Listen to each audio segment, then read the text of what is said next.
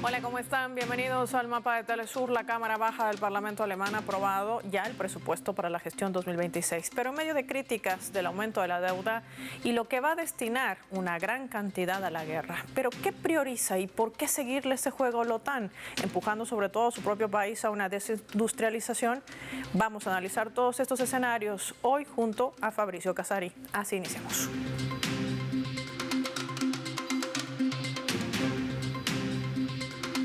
Les proponemos desplegar nuestro mapa y revisar de qué va este presupuesto aprobado en el Bundestag para la gestión 2026. Veamos. Vamos a desplegar nuestro mapa mundi y vamos a identificar con los colores de su bandera a la República Federal de Alemania. La Cámara Baja de este Parlamento, el Bundestag, aprobaba ya el presupuesto nacional para la gestión 2026, con una deuda total prevista para ese año de cerca de 180.000 millones de euros. El plan de gastos de este gobierno, respaldado con 322 votos a favor y 252 en contra, lo tenemos en el mapa, habla del presupuesto de defensa ordinario, que asciende a 83.000 millones de euros. Estamos hablando que más de 25.000 millones de euros adicionales procedentes de este Fondo Especial de las Fuerzas Armadas Alemanas, aprobado ya el año 2022, lo que suma un total de 108.000 millones de euros para el próximo año, convirtiéndose en el presupuesto militar más alto de la historia de ese país. Su canciller, Friedrich Merz, ha comentado que este presupuesto logrará arrancar la industria alemana con una serie de incentivos a la producción para así movilizar un cese industrial que supera 4 trimestres en caída y detenciones, sobre todo en su aparataje. El incremento de la partida para gastos militares y el presupuesto general aprobado convierten a Alemania en un bufón financiero, según la diputada de derecha, Kai Gotthard. Es decir, hay críticas en medio también de lo que ha sido la aprobación de un presupuesto que tiene destinos prioritarios que no son ni las viviendas sociales, ni educación, ni salud. Todos ellos han sido relegados a un segundo plano. ¿Pero por qué? ¿Qué hay detrás de toda esta medida? Hoy lo analizamos con nuestro invitado. Recibimos por ello desde Italia, nos acompaña Fabrizio Casari, analista político. Fabrizio, qué gusto tenerte en el Mapa de Telesur. Bienvenido, ¿cómo estás? Gracias, bien, ahora el gusto es mío, Paula. Fabrizio, ¿por qué destinar más presupuesto a la guerra? Ya cuando Friedrich Merz asumía el gobierno en mayo había planteado un cambio, pero estamos viendo que su economía está duramente golpeada, no solamente con una recesión, sino también con lo que esto podrá implicar para las futuras generaciones. Partamos de allí. ¿Por qué seguir el juego a la OTAN? Porque Alemania en su ADN tiene la guerra, porque es un país que siempre ha considerado sus fronteras como algo que sacrifica el natural espíritu expansionista de Alemania. Alemania tiene un expansionismo que es histórico, demora desde el medioevo, no sé cómo se dirá correctamente en español, pero el medioevo, y lo que ha tenido desde el imperio de Prusia hasta Austro-Hungárico, luego de Prusia y luego de la Alemania nazis, no haya habido un siglo dentro del cual Alemania no ha tratado de hacerse más ancha, más gorda y más rica a expensas de los demás. Esto no es nada de raro. Después hay que considerar quién es Merz y de dónde viene.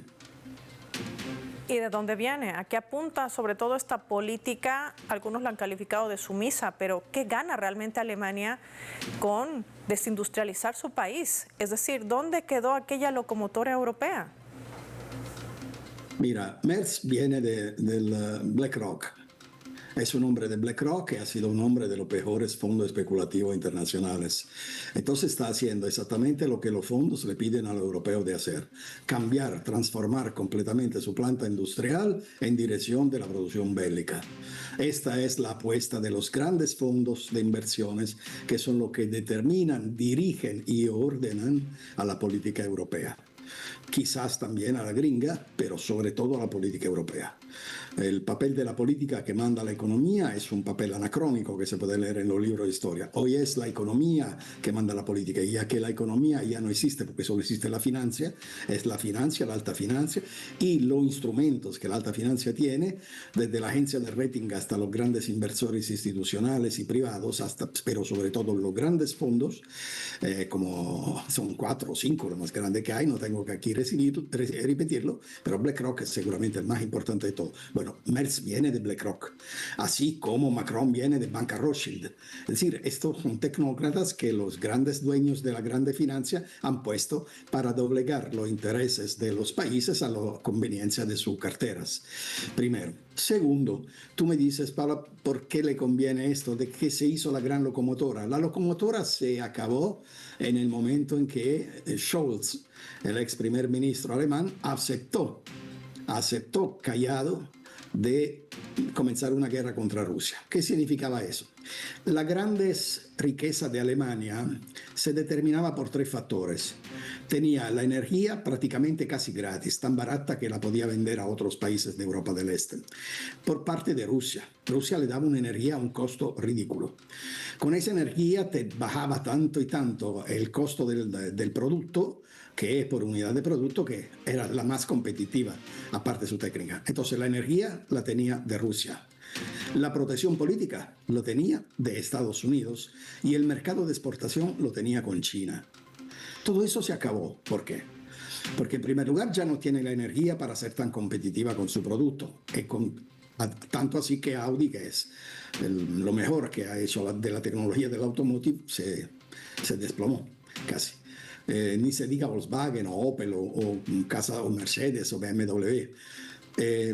Por lo que se refiere a la protección política de Estados Unidos, está un poco incierta porque Estados Unidos sabe que tiene que preferiría, digamos, conectarse solamente con Alemania que con toda Europa, pero también le tiene miedo al poderío de Alemania. Y con China se acabó el cuento. ¿Por qué? Porque China simple y sencillamente no acepta las sanciones que Alemania le pone junto a Europa. Con tal que hasta un mes y algo, el ministro de Relación Exterior alemán quiso ir a Pekín para negociar y le dijeron, inútil que te montes en el avión, aquí nadie te va a recibir. Eso nunca en la historia había pasado.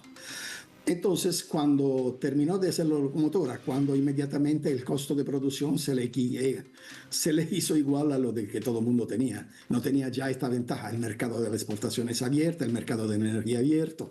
Y entonces tuvo que competir de verdad como hacían toda la otra economía. Y se hundió. La famosa locomotora se volvió un carrito. Entonces, esto es el tema. Ahora, Alemania busca como ser de toda manera la potencia militar más fuerte de Europa, porque donde no llega por la tecnología y la deuda, quiere llegar con los medios militares. Ella quiere ser la cabeza de Europa. Y cuidado que mientras todos están pensando a Rusia, no decida de tomarse otro territorio por otro lado. Y qué interesante lo que plantea también Fabrizio Casari, que me gustaría profundizar en el análisis al regreso de la pausa, porque hay un tema también pendiente sobre la mesa y tiene que ver de toda esta guerra psicológica que ha emprendido sobre todo la Comisión Europea a la cabeza de von der Leyen. Un posible ataque de Rusia a Europa, por eso hay que armarse, por eso hay que cambiar una economía guerrerista. ¿Qué representa y qué significa esto? Lo vamos a analizar al regreso, no sin antes revisar nuestra escala.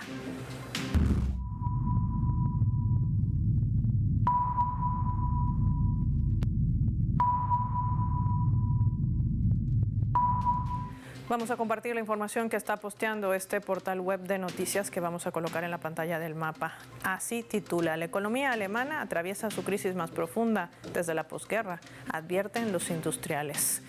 El cuerpo de la noticia destaca las declaraciones de la Federación de Industrias Alemanas, que ha elevado el tono en el diagnóstico sobre la situación de la economía de ese país. Su presidente, Peter Levinger, afirmaba que Alemania enfrenta la crisis más profunda desde la Segunda Guerra Mundial y ha presionado al gobierno federal para que modifique esta estrategia. El sector productivo está describiendo un panorama de caída estructural, ya cuando el primer ministro o el canciller, digo con propiedad, Friedrich Merz, asumía en mayo la promesa de recuperar competitividad y reactivar sobre todo la economía, Hablaba esta organización empresarial sosteniendo que la respuesta ofrecida no ha cambiado la tendencia. ¿Cuál es el resultado actual? Pues es un escenario donde la industria pierde mercados y está enfrentando presiones adicionales en sus cadenas de valor. Una desindustrialización galopante. ¿Qué representa esto en movimientos ya de defensa, tácticos, en medio de una guerra psicológica? Lo vemos al volver.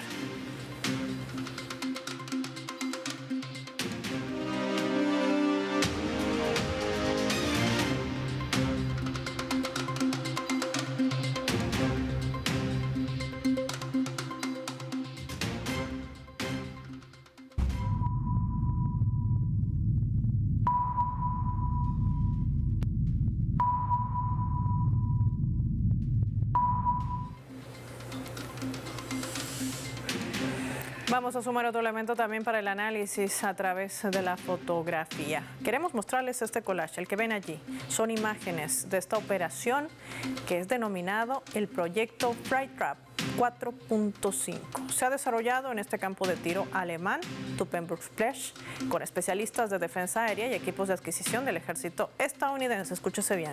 Allí han participado también varias empresas del sector CUSA y el objetivo es modernizar la defensa de drones ante posibles ataques rusos, y todo por pedido de la OTAN.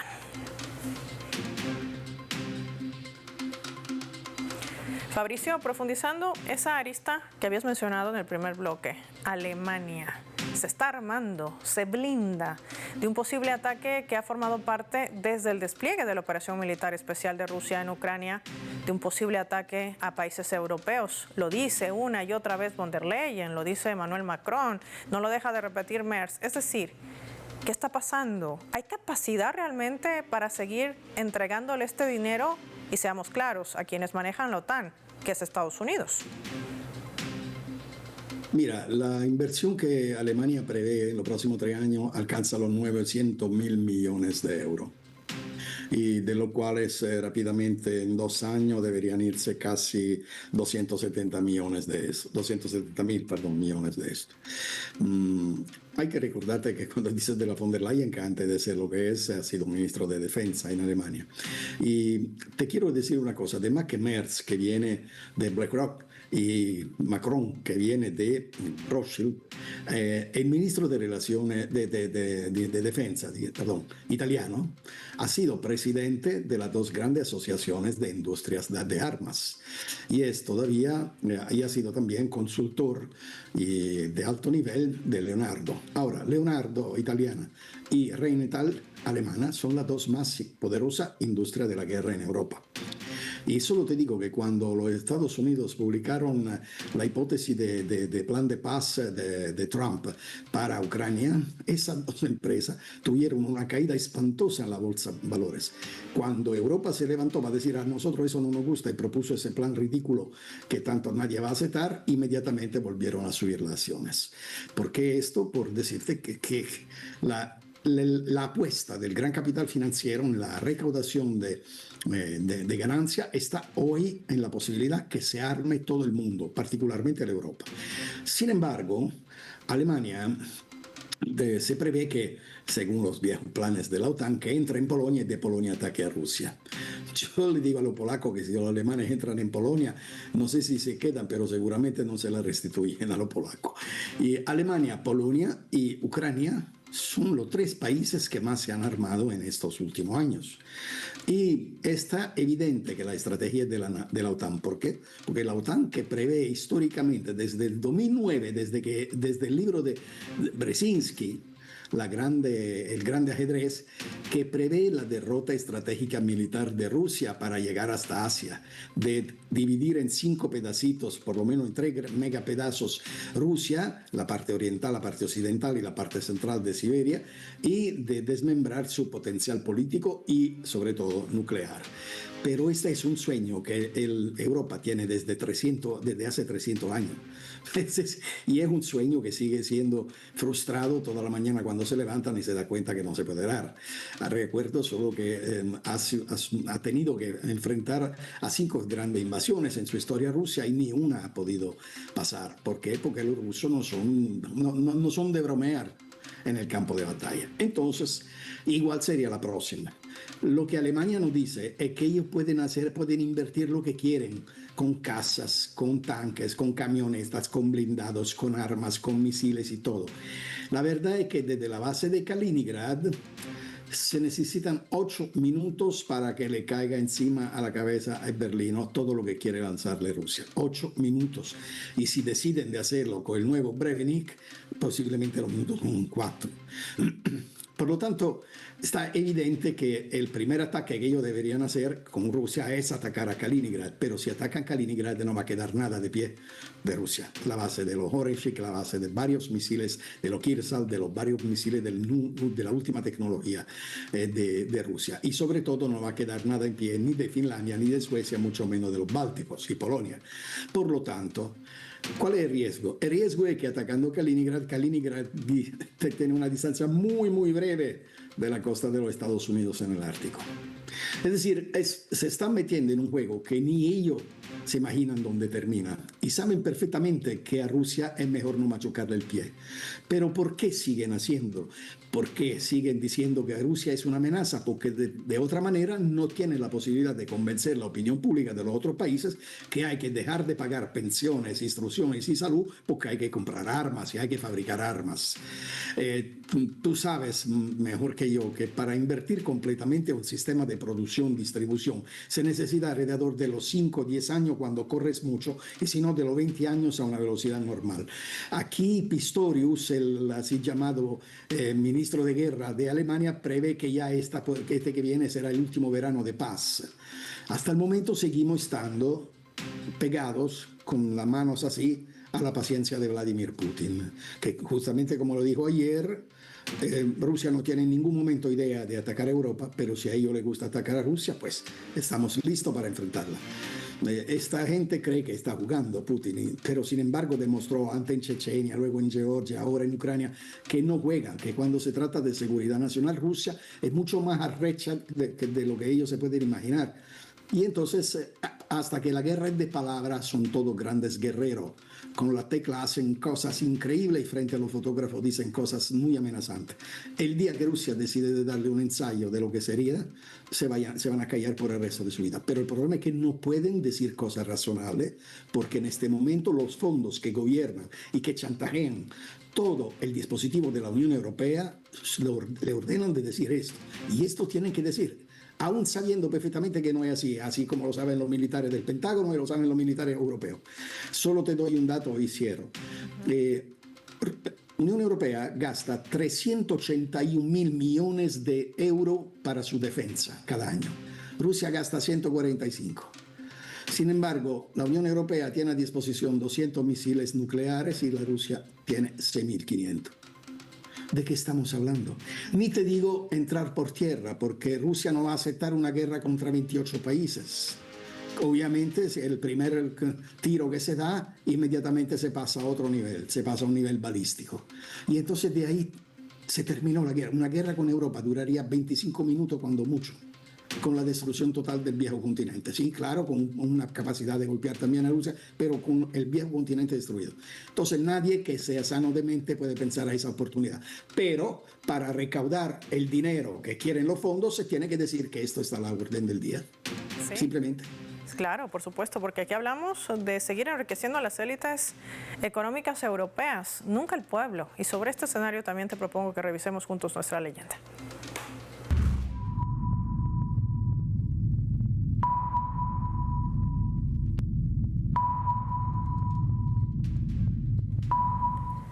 Ya la conocen bien, Fabrizio Casari la ha descrito, presidenta de la Comisión Europea, Ursula von der Leyen.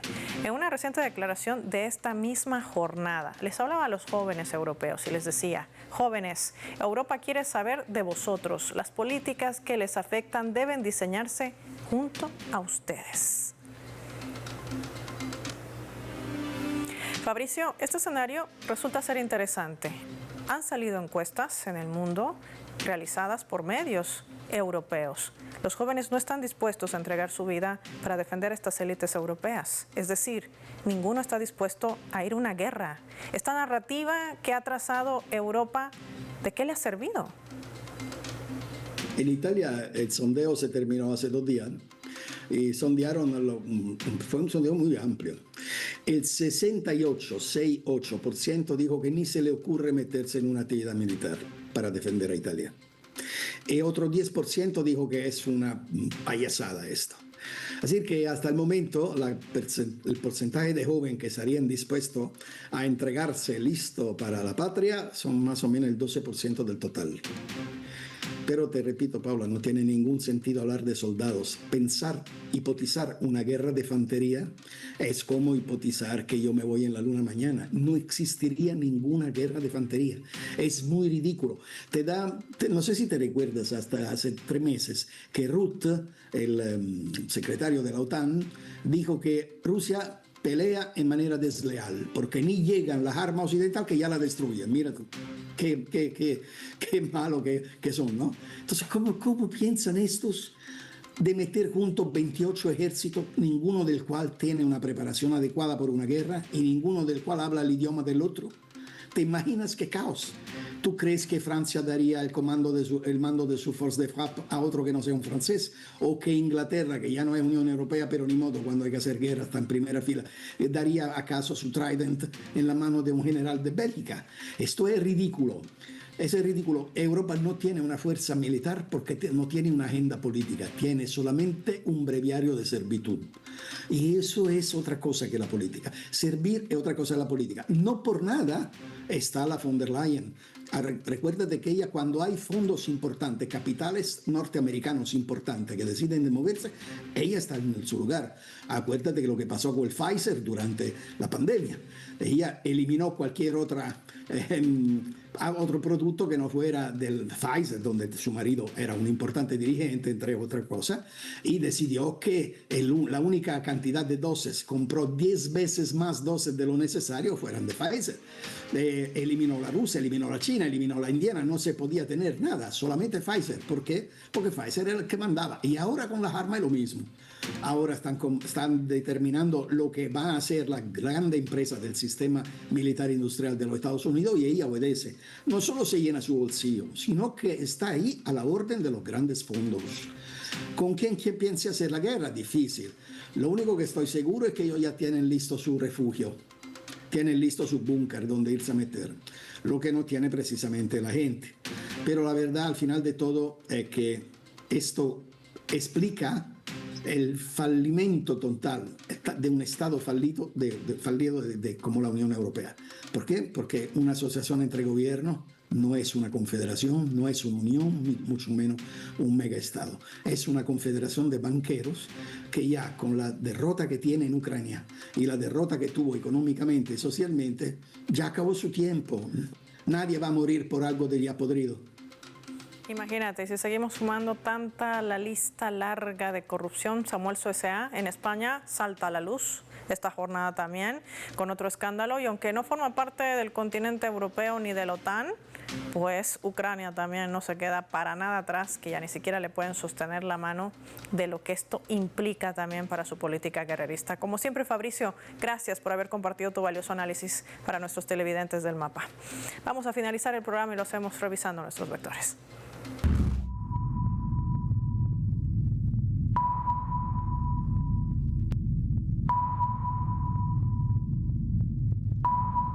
Nuestro radar en el Mapa hoy nos refleja las 3 claves sobre este tema. Alemania, entre reactivación o guerra.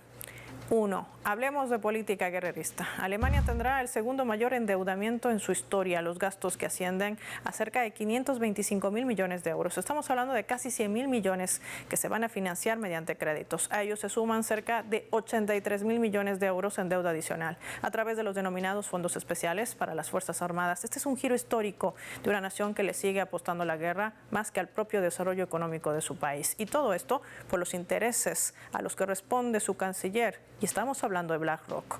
2. Más armas. Y esto ya tiene impacto en la producción industrial alemana, que va a caer también al cierre de esta gestión, ya que este país europeo sigue arrastrando por 4º año consecutivo un retroceso y una fuerte desindustrialización. Estados Unidos será el más beneficiado porque es quien controla la OTAN, no los países europeos. Ellos solo están obligados a pagar, destinar hasta el 5% y mucho más de su Producto Interno Bruto. 3. Sin futuro.